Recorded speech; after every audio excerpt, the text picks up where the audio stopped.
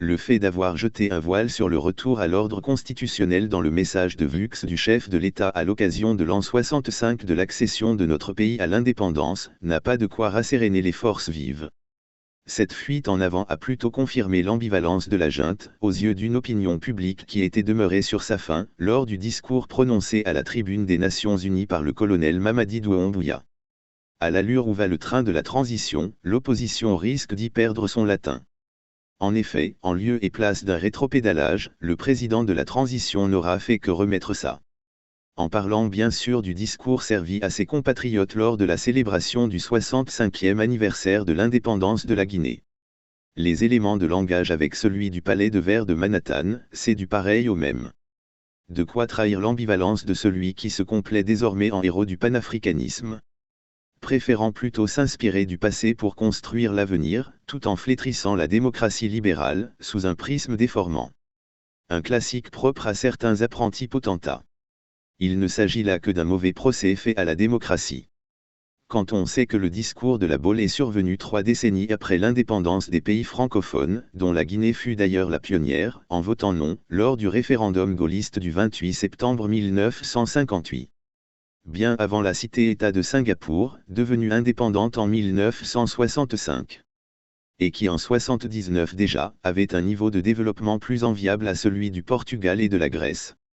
Grâce au génie et à la clairvoyance de son premier ministre Lee Kuan Yew. À cette même époque, la révolution guinéenne avait quasiment fini de dévorer ses enfants, comme Saturne. Cherchez l'erreur. De quoi apporter de l'eau au moulin des observateurs qui pensent qu'il n'y a pas de quoi pavoiser. Voyant ainsi d'un mauvais œil tout le faste déployé à l'occasion de la célébration de l'an 65 de l'indépendance de la Guinée. C'est à peine si l'on n'a pas fait dans la démesure, pour une indépendance, dont la fierté fut vite ravalée par les Guinéens. Qui, après avoir congédié le colon blanc, se sont retrouvés dans un coupe-gorge, sous les fourches caudines d'une dictature à la sauce stalinienne. Nous voilà 65 ans après, en train de subir un retour de flamme de cette gouvernance à marche forcée. C'est pour inverser la tendance que la junte dit s'être emparée du pouvoir le 5 septembre 2021. Même si entre la profession de foi du départ et le discours actuel, il y a mal donne.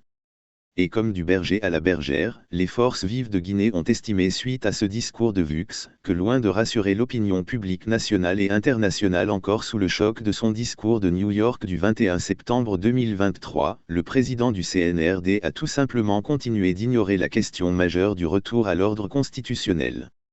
Dans la même déclaration publiée à cet effet, elles affirment que le fait d'avoir omis volontairement la question qui polarise pourtant les attentions du peuple de Guinée et de la communauté internationale, le chef de la junte confirme sa volonté assumée de confisquer pour longtemps le pouvoir d'État dans notre pays. En violation de la charte de la transition, déplore-t-elle. Sachant qu'elles jouent dorénavant leur peau, les forces vives seraient sur le point de déterrer la hache de guerre. Quant à savoir si elles pèseront encore dans la balance, face à une junte qui s'est affermie au fil du temps, là est toute la question.